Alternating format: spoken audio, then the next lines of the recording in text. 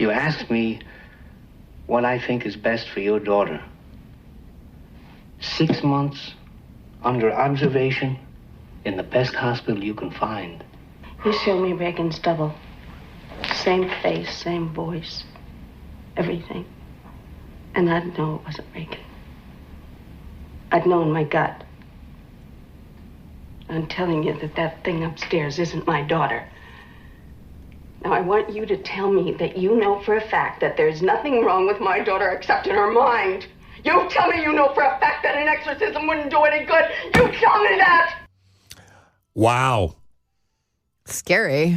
I never could sit there, never could make it through the movie. Me neither. No, it's too Not much. at all. Nick Digilio There's no joins way. us.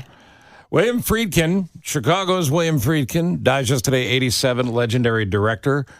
And Nick, not just The Exorcist and The French Connection, but also Ernest Goes to Camp. A lot of people don't know that he was a big part of the Ernest series. Hello? Is this on? Yeah. The reason there was silence on the other end is because of the joke. But yeah, no, it's on. The phone's working. By the way, I saw The Exorcist when I was 8. My dad took me to see it when I was 8. Well, explains a lot, doesn't it? Look, he lived an amazing life. 87's a great run. I'm sure he would have told you it wasn't quite long enough, but that's a good life. So tell us more about Friedkin. Well, Friedkin, Chicago born, north side of Chicago, near Rogers Park is where he grew up. Started out in the mailroom at the car wash. That's where he got his Did start. not know that. No kidding. Yeah, started out the mailroom at the car wash, worked there for a long time, and started making movies at a young age. Rebellious dude. I got to interview him 3 times. One of the best interviews I've ever had. The thing about Friedkin was that he did not give a damn what anybody thought or what they would say. He would make the movie he wanted to make. He fought to make the kind of movies. I mean, he fought the censors on The Exorcist. He fought the censors on French Connection. He fought, to Live and Die in L.A. The first time he put that movie to the censors, they were like, well, this movie's going to get an X rating, and it didn't. But he's made, in addition to The Exorcist and the French Connection, I mean, right there, that's a career. But To Live and Die in L.A., he did an amazing film with Roy Scheider called Sorcerer. And he did a great movie called Killer Joe based on a play that Chicago and Tracy Letts wrote. He caused a lot of controversy with the movie Cruising with Al Pacino back in 1980. And he didn't care. There were a lot of protests from the gay community. There were a lot of complaints about the content of the movie. He's like, I don't care. I'm making my movies. And that was the one thing about him. He was also really funny and really outspoken. And an interesting, fascinating guy. He's a great filmmaker. I was told that he's doing another movie, or he was in the midst of doing another movie. Is he planning it, or no? It's done. It was done filming. Now it's a question of whether they're going to complete it or not. I mean, he's 87 years old, and right. He was moving pretty slow during the last part. So I think they probably took that into consideration as the film was being made. I'm sure it'll be finished up and it'll come out.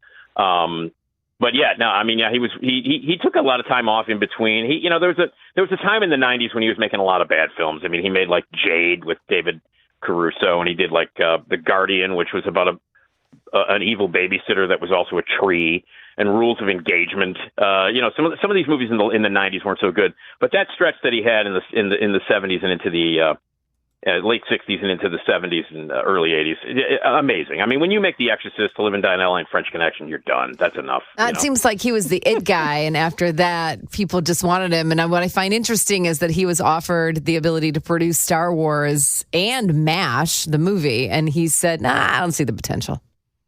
Well, he said, well, I mean, it was between him and Robert Altman for MASH, and Altman won out that one. That was what it came down to. But yeah, he didn't care about Star Wars. Why would he care about Star Wars? He didn't care. I mean, that was the thing about him. Like he just had an opinion about stuff that like other people really loved or other people really hated. He had, he didn't care what people thought. I mean, like the fact that people when people were going to sue him because of The Exorcist, and there were all kinds of things, like the Catholic Church was coming after him because of it, and then like theater chains were going to sue him because people were passing out and getting sick, and then there were all these weird things that happened. And when To Live and Die in L.A. came out, the people of L.A. were mad at him, but I mean, he started the career of William Peterson, Roy Scheider really took off because of him. I mean, Hackman didn't really have any juicy, huge roles until French Connection. By the way, French Connection. Everyone remember? Have you ever been to Poughkeepsie? Hey, man, come on, give me a break. I don't know what you're talking about. Let me hear you say it. Come on.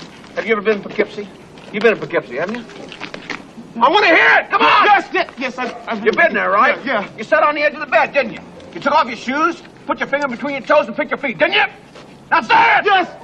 I had an opportunity to sit with Gene Hackman a couple of times and interview him, and he was an interesting guy, Illinois guy, by the way. Mm-hmm. But I asked him about that line, Nick, and he said it just made my face happy. Yeah. I mean, anytime I hear Poughkeepsie, when it comes up, Poughkeepsie, you pick your feet there. That's where you pick your feet. And I mean, and all those movies are amazing. We mentioned all the other ones. I love a film called Killer Joe that I mentioned before. Matthew McConaughey, one of his best roles. But all the stuff that we're talking about, the movies that he made, like Brink's Job, Deal of the Century, and Birthday Party, stuff like that. I did want to mention one, and it was made for Showtime. He did a version of 12 Angry Men that was made for Showtime. It's available. It's out there. Because, by the way, you can't stream for free. The Exorcist, To Live and Die in L.A., French Connection, and Sorcerer, those four, like his big four movies, are not available streaming right now. Like, you have to go out and pay for them. Like, you would think that these things would. By the way, also, you can't get Pee-wee's Big Adventure now. That's a little annoying. At this time. But 12 Angry Men, I wanted to mention that one. It was George C. Scott, Jack Lemmon, who's your best friend. That's a good guy. Yeah. Jack Lemmon, and I mean, Edward James Olmos, the cast of the James Gandolfini.